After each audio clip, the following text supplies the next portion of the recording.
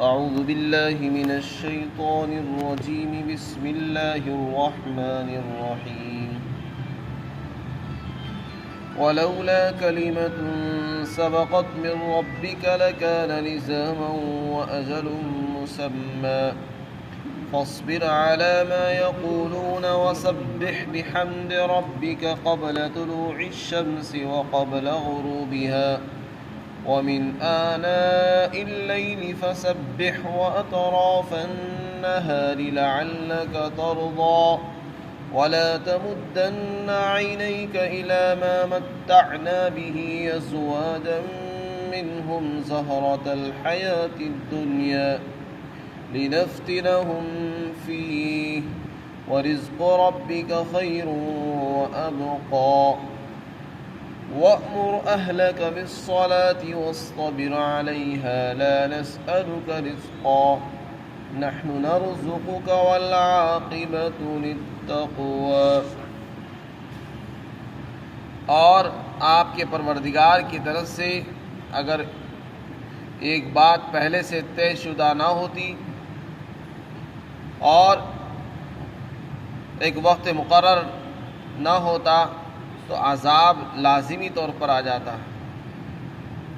آپ تو ان کی باتوں پر صبر کیجئے اور اپنے رب کی حمد کے ساتھ تسبیح بیان کیجئے سورج کے نکلنے سے پہلے اور سورج کے چھپنے سے پہلے، اور رات کے کناروں میں بھی تسبیح بیان کیجئے اور دن کے کناروں میں بھی اللہ کی تسبیح پڑھتے رہیے تاکہ آپ راضی اور خوش ہو جائیں. اور آپ اپنی نگاہیں ہرگز ان چیزوں کی طرف اٹھا کر بھی مت دیکھیں جو ہم نے کافروں کو فائدہ اٹھانے کے لیے دے رکھی ہے،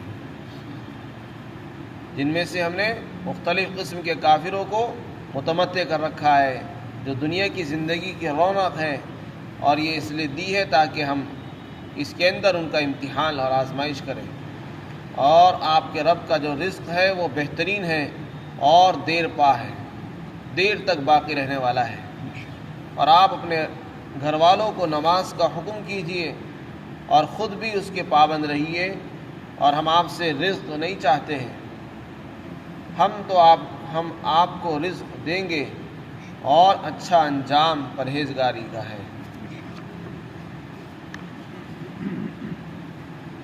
حضور صلی اللہ علیہ وسلم نے مکہ والوں کو ایمان کی دعوت دی اور لوگوں کو اللہ کی طرف بلایا، بتوں کی عبادت سے ان کو روکا، کفر اور شرک کی گندگیوں سے ان کو نکالا اور توحید کی دعوت دی. بہت سے لوگوں نے ایمان کو قبول کیا اور اختیار کیا، لیکن اہل مکہ ان کی بات سمجھ میں نہیں آئی اور وہ ایمان قبول نہیں کرتے تھے. اللہ کے رسول صلی اللہ علیہ وسلم جہاں ان کو ایمان کی دعوت دیا کرتے تھے، دوسری طرف ان کو عذاب جہنم سے بھی ڈرایا کرتے تھے. تو جب ان کو ڈرایا جاتا تھا تو وہ عذاب کا ہی مذاق اڑاتے تھے. اولاً تو ان کا ارادہ ہی نہیں تھا کہ ہم ایمان قبول کریں، اور جب ان کو ڈرایا جاتا تو اس عذاب کا ہی استہزاء کرتے اور کہتے تھے کہ اچھا چلو، جس عذاب سے تم ہمیں ڈراتے ہو، دھمکیاں دیا کرتے ہو، وہ عذاب کہاں ہے، اسی کو لے آؤ. وہ عذاب آتا تو دکھتا نہیں گئی، بس خالی عذاب عذاب عذاب عذاب، جہنم جہنم، یہ آپ کہتے رہتے ہو. ہم نے تو آج تک دیکھا نہیں وہ کیسا عذاب ہے اور کیسی جہنم ہے. تو اس طرح کہہ کر وہ مذاق اڑا کرتے تھے، جس سے آپ کو تکلیف ہوا کرتی تھی. ان آیات میں اس کا جواب دیا. قرآن میں اور بھی مختلف مقامات پر ان کے اس استہزاء کا جواب دیا گیا ہے. یہاں پر اللہ رب العزت نے فرمایا کہ اللہ نے ایک بات فرما رکھی ہے، اللہ کی طرف سے ایک بات طے شدہ ہے، مقرر ہے، متعین ہے. ہر چیز کا ایک وقت مقرر ہے، لکھا ہوا ہے. اسی طرح عذاب بھی انہی میں سے. عذاب کا بھی ایک وقت مقرر اور متعین ہے. عذاب اسی وقت آئے گا، اس سے پہلے بھی نہیں آ سکتا نہ بعد میں آئے گا. تو کافروں کے لیے جس عذاب کی جو دھمکی دی گئی ہے اس کا بھی وقت مقرر ہے، چاہے وہ دنیا کا عذاب ہو یا آخرت کا ہو. وقت سے پہلے ان پر عذاب نہیں آ سکتا ہے۔ یہ اگر مذاق اڑا رہے ہیں تو مذاق اڑانے سے اس کا یہ مطلب نہیں کہ عذاب نہ آئے گا نہیں، یا عذاب کوئی چیز نہیں ہے، یا عذاب کوئی وجود نہیں ہے، یا جنت اور جہنم نہیں ہوگی، یا قیامت قائم نہیں ہوگی، ایسا نہیں۔ تو ان کے کہنے سے اللہ تعالیٰ جلدی عذاب نہیں بھیج سکتے۔ عذاب کا ایک وقت مقرر ہے، موت کا بھی ایک وقت متعین ہے، جب اس کا وقت آ پہنچے گا اسی وقت عذاب آئے گا، اور اس سے پہلے نہیں آ سکتا۔ تو اس میں گویا آپ کو تسلی دی گئی ہے، اور یہ بتا دیا گیا کہ آپ ان سے یہ کہو کہ یہ چیز میرے اختیار سے باہر ہے، میرے اختیار میں نہیں کہ میں عذاب جب چاہے لاؤں اور جب میں کہوں جب عذاب آ جائے، نہیں، یہ تو اللہ کے اختیار میں ہے، اور اس کا وقت بھی اسی کو معلوم ہے کہ کب آئے گا، اور جب آئے گا پھر کوئی اس سے بچ بھی نہیں سکے گا۔ لہذا اس کو مذاق اڑانے سے تم بچنے والے نہیں ہو۔ اور آپ صلی اللہ علیہ وسلم کو حکم دیا کہ آپ تو صبر کریں۔ وہ جو آپ کو بیہودہ باتیں کرتے ہیں، آپ سے جو بیہودہ باتیں کہتے ہیں، استہزاء کرتے ہیں، مذاق اڑاتے ہیں، آپ ان کی باتوں کا کوئی جواب مت دیں، بس آپ صبر کریں، برداشت کریں، یہی اس کا علاج ہے۔ اس لیے کہ ان کا تو کام اللہ تمام فرمائیں گے، اور ان سے خود اللہ تعالیٰ نمٹ لے گا، آپ کو ان کو جواب دینے کی ضرورت نہیں ہے، اللہ تعالیٰ خود ان سے نمٹ لے گا۔ فرمایا آپ تو صبر کریں سے۔ رسول اللہ صلی اللہ علیہ وسلم کو دوسرا حکم یہ دیا کہ آپ اللہ کی تسبیح اور پاکی میں، اس کی تحمید یعنی حمد و ثنا میں لگے رہیے اور صبر کرتے رہیے، بس آپ ان کی جواب کے چکر میں نہ لگیں کہ وہ ہمیں کیا کہہ رہے ہیں، لہذا اس کے پلٹ میں ہمیں جواب کیا دینا چاہیے، اس میں اپنے اوقات کو ضائع نہ کریں۔ یہ تو ان کا اپنا مشغلہ ہے، ان کو اپنے کاموں میں، بیہودہ کاموں میں لگے رہنے دیجیے، تم اپنی زبانوں کو ان کے چکروں میں گندا مت کیجیے، تم اپنے آپ کو اللہ کی پاکی میں لگاؤ، خوب اللہ کی تسبیح بیان کرو، اللہ کی حمد و ثنا بیان کرو، صبح کو بھی، شام کو بھی، دن میں بھی، رات میں بھی، اٹھنے کے وقت بھی، سونے کے وقت بھی، اور دن میں بھی اور رات میں بھی۔ بہت سارے اوقات بیان کیے گئے کہ ان کے اوقات کے اندر آپ کو اللہ کی تسبیح اور تحمید بیان کرنی ہے۔ فرمایا سورج نکلنے سے پہلے بھی اور سورج چھپنے سے پہلے بھی، اور اسی طرح رات کے کناروں میں بھی اور دن کے اطراف اور کناروں میں بھی۔ علماء نے لکھا ہے کہ اس سے 5 نمازوں کے اوقات مراد ہے، اور جیسے تسبیح سبحان اللہ کہہ کر اللہ کی پاکی بیان کی جاتی ہے، جب آدمی نماز پڑھتا ہے تو اس میں بھی اللہ کی تسبیح ہوتی ہے، تو وہ سب سے بہترین تسبیح اور پاکی ہے، اس میں اللہ کی حمد بھی ہے، اور اس میں اللہ کی تسبیح بھی ہے، اس میں اللہ کا ذکر بھی ہے۔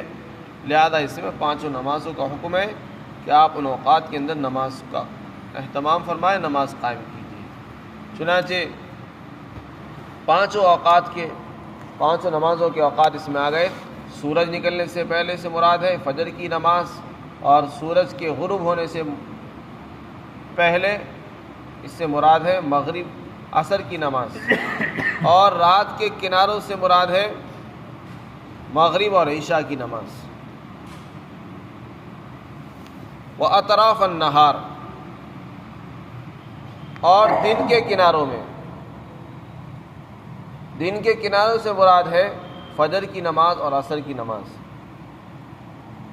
اور سورج کے غروب ہونے سے پہلے جہاں عصر کی نماز مراد ہے وہیں ظہر کی نماز بھی مراد ہے، کیونکہ وہ سورج کے غروب ہونے سے کچھ پہلے ہی پڑھی جاتی ہے۔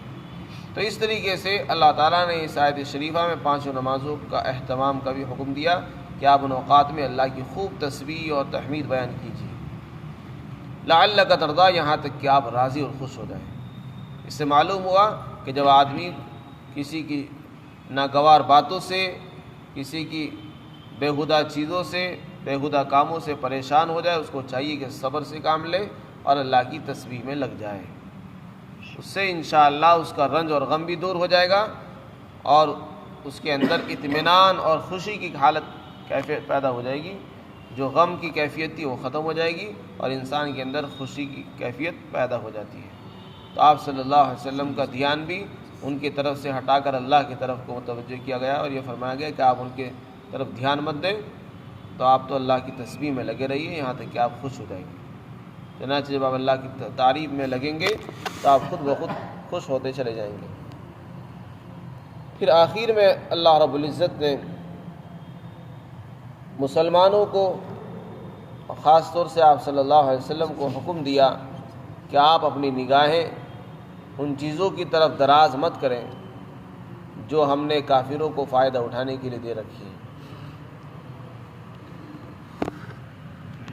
اس میں مسلمانوں کو حکم ہے، آپ صلی اللہ علیہ وسلم بیچ میں واسطہ ہیں، جو بھی حکم اللہ تعالیٰ دیتے ہیں وہ آپ کے واسطے سے ہی ملتا ہے، اور سنانا امت کو ہی مقصود ہوا کرتا ہے، لیکن خطاب آپ علیہ السلام کو دیا جاتا ہے۔ متعنا بھی سے مراد ہے وہ تمام اسباب دنیا جن سے انسان فائدہ اٹھاتا ہے، لطف اندوز ہوتا ہے، عیش اور آرام کی زندگی بسر کرتا ہے، اس سے وہ چیزیں مراد ہیں۔ اللہ نے دنیا میں کافر اور مشرک، یہود اور نصارہ کو اور اپنے باغیوں کو بے حساب دولت دے رکھی ہے، اور راحت اور آرام کے تمام ہی اسباب ان کے پاس موجود ہیں۔ تو بعض مرتبہ ایک مسلمان کے دل میں یہ خیال آتا ہے کہ ہم اللہ کو مانتے ہیں، ہمارا مذہب بھی بالکل سچا مذہب ہے، مذہب اسلام ہے، ہمارا ایمان ہے کہ قرآن اللہ کی کتاب ہے، رسول اللہ آخری نبی ہے، پھر بھی مسلمان معاشی اعتبار سے، اقتصادی اعتبار سے بہت کمزور ہے، اور جو نافرمان یہود اور نصارہ ہے وہ ہم سے بہت آگے بڑھے ہوئے ہیں، ہر میدان میں آگے ہیں، مسلمان ہر میدان میں پیچھے ہیں۔ تو مسلمان بعض مرتبہ احساس کمتری کا شکار ہو جاتے ہیں اور اپنے آپ کو دوسروں سے کم محسوس کرنے لگتے ہیں کہ ہم تو ان سے کم درجے کے ہیں، وہ ہم سے آگے ہیں، ہم ان سے پیچھے ہیں۔ تو اللہ تعالیٰ نے اس آیت شریفہ میں مسلمانوں کو حکم دیا کہ آپ اپنے آپ کو کم نہ سمجھیں، بلکہ تمہارے پاس جو دولت ہے وہ بہت بڑی دولت ہے، اس کی قدر کرو، اس میں لگے رہو، اللہ کو راضی کرنے کی فکر کرو، اللہ کی تسبیح اور تحمید میں لگے رہو۔ کافروں کو ہم نے جو دولت دے رکھی ہے ان کی طرف رال ٹپکا کر مت دیکھو، یہ مومن کی شان نہیں ہے کہ ہم نے ان کو کیا دے رکھا ہے۔ ہم نے جو ان کو دیا ہے وہ ایک مقصد کے لیے دیا ہے، وہ مقصد ہے ان کو ڈھیل دینا، ان کو آزمانا، امتحان لینا ان کا۔ ہم ان کو اس لیے مال دے رہے تاکہ وہ اور گناہوں میں مبتلا ہو جائیں، تاکہ وہ عیاشی میں پڑھ کر اللہ کی نافرمانی میں خوب اچھی طریقے سے پھنس جائیں، اور پھر اکٹھا اللہ تعالیٰ ان سے نمٹ لیں، چونکہ انہوں نے اللہ کے خلاف بغاوت کی ہے اور اللہ کی نافرمانی کی ہے، اس لیے اللہ نے خوب ان کو دنیا دے دی کہ اچھی طریقے سے خوب اچھی طرح نافرمانی کرو۔ تو کسی مالدار کو دیکھ کر مسلمان کو رال نہیں ٹپکانی چاہیے اور اپنے آپ کو ان سے کم نہیں سمجھنا چاہیے، اس لیے کہ کسی کو اگر مال ملا ہوا ہے تو ضروری نہیں کہ وہ اللہ اس سے راضی بھی ہے۔ دنیا میں مال کا ملنا یہ کسی کے مقبول ہونے کی علامت نہیں ہے۔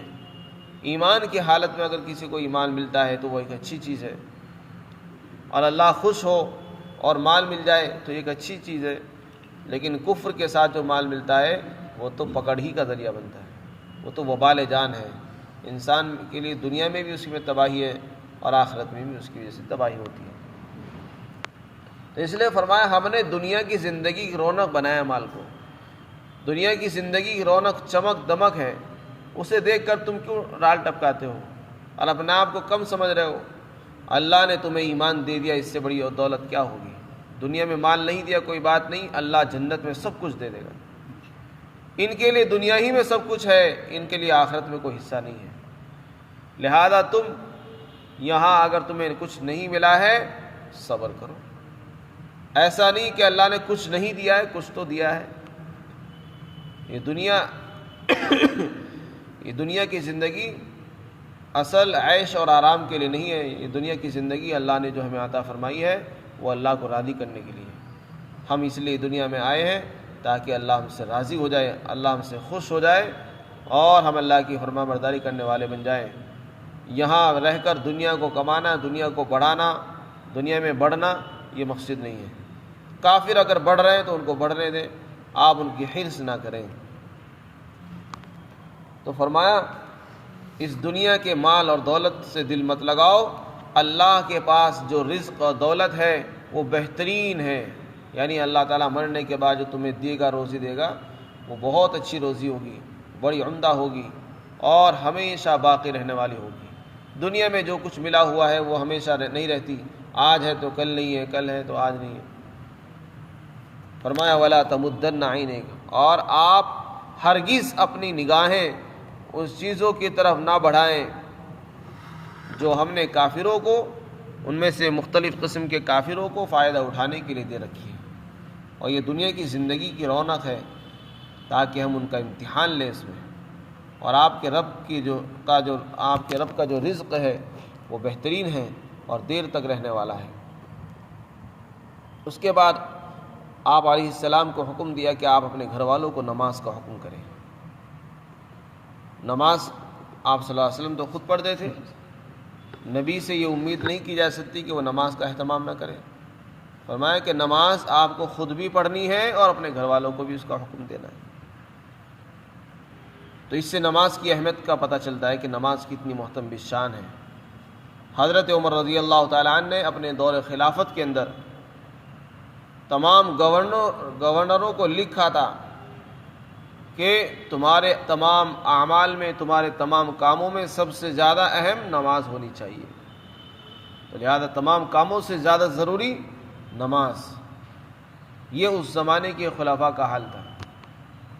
اس زمانے کے خلیفہ آج کے زمانے کے حاکموں کی طرح نہیں تھے کہ ان کے نزدیک نماز کی کوئی اہمیت نہیں ہے، بس کرسی بچ جائے، ہماری حکومت نہ ختم ہو، یہ ضروری ہے، نماز چاہے چلی جائے۔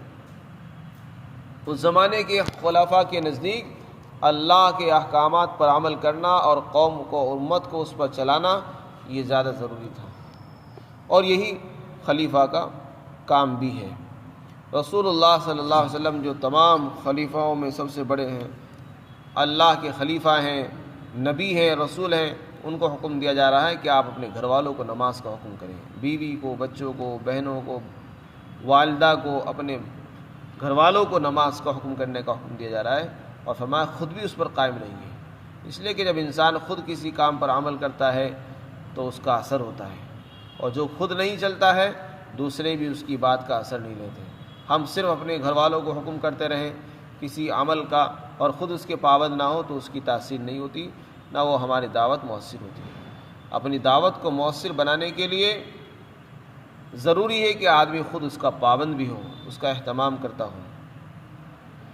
لا نسألک رزقا، اب اس میں یہ سوال ہو سکتا ہے کسی کے دل میں کہ جب یہ نماز کی پابندی کا حکم دیا جا رہا ہے کہ نماز پر پابندی کرو، نماز کا اہتمام کرو، پھر تو اس سے یہ سمجھ میں آتا ہے کہ آدمی بس سب کچھ چھوڑ چھاڑ کر نماز ہی پڑھتا رہے،